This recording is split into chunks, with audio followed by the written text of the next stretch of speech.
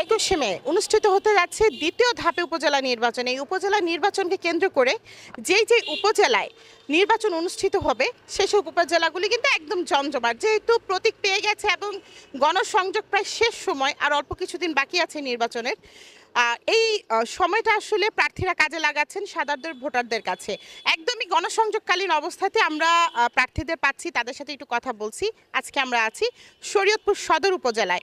শরীয়তপুর সদর উপজেলায় মোটরসাইকেল প্রতীকে একজন চেয়ারম্যান পদপ্রার্থী, যিনি এই উপজেলার অভিভাবক হতে চান, জনাব মোহাম্মদ নুরুল আমিন কোতোয়াল। আমরা একটু তার সাথে কথা বলবো, যেহেতু তিনি গণসংযোগে আছেন, কেমন চলছে সার্বিক বিষয় সেসব বিষয় জানবো। আপনাদেরকে পেয়ে আমি অত্যন্ত আনন্দিত।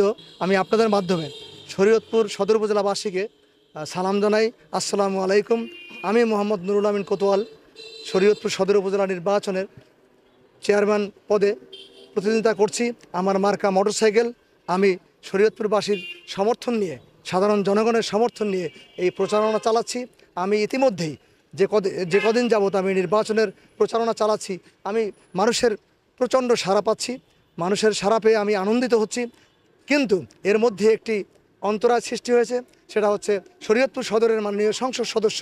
আমরা যেখানেই যাই, যেখানেই ঘরোয়া মিটিং করি, যেখানেই পথসভা করি, যেখানেই উঠানো বৈঠক করি, সেখান থেকে আমাদের লোকগুলো ডেকে পাঠিয়ে তাদেরকে ধমক দিয়ে, তাদেরকে বিভিন্নভাবে হুমকি দিয়ে, বিভিন্ন প্রলোভন দেখে মাননীয় সংসদ সদস্য ইকবাল হোসেন অপু ধমক দিচ্ছেন। আমি ইকবাল হোসেন অপুকে বলতে চাই, মাননীয় সাংসদ, আপনি অবিলম্বে এই অঞ্চল থেকে, এই সদর উপজেলা থেকে আপনি অন্যত্র চলে যান এবং নিরাপদে থাকেন। আমি চাই শরীয়তপুর সদরের মানুষ নিরাপদে, নিশ্চিন্তে, নির্দ্বিধায়, দল নিরপেক্ষ একটি সুন্দর, সুষ্ঠু, নিরপেক্ষ নির্বাচনে ভোট দিবে, এটাই আমি আশা করছি। আপনি যদি এখানে থাকেন, সাধারণ মানুষ আপনাকে ভয় পাচ্ছে। আপনি এখানে থাকলে সাধারণ মানুষ এখানে ভোট দিতে বিব্রত বোধ করে। কাজেই আমি অনুরোধ করব আপনাকে, নির্বাচন কমিশনের মাধ্যমে আপনি এখান থেকে অনতিবিলম্বে যদি চলে যান, তাহলে শরীয়তপুরের মানুষ স্বস্তি পাবে, নিরাপদে ভোট দিতে পারবে। আপনি এখানে থাকলে কোনোভাবেই নিরাপদে, সুষ্ঠুভাবে নির্বাচনে ভোট দিতে পারবে না, এই আশঙ্কা সাধারণ মানুষ করছে। এটাই আমি প্রতীয়মান হচ্ছি। যেহেতু মাননীয় প্রধানমন্ত্রী বলেছেন এই নির্বাচনে কোনো দলীয় প্রতীক থাকবে না, সেক্ষেত্রে একটা স্বতন্ত্র নির্বাচন এবং আরেকটি বছরের একটা ইনস্ট্রাকশন দিয়েছেন যে কোনো এমপি বা মন্ত্রী তারা এই নির্বাচনে হস্তক্ষেপ করতে পারবে না। তাহলে কি আপনি বলতে চাচ্ছেন উপসভার নিজস্ব কোনো ক্যান্ডিডেট আছে কিনা? হ্যাঁ, বর্তমান সাংসদের একজন নিজস্ব ক্যান্ডিডেট আছেন।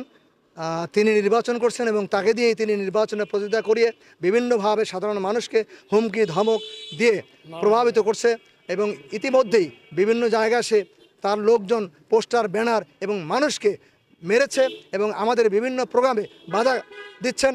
আমরা বিভিন্ন জায়গায় বাধাগ্রস্ত হয়ে, বাধা উপেক্ষা করে আমরা সেই নির্বাচনী প্রচারণা চালাচ্ছি।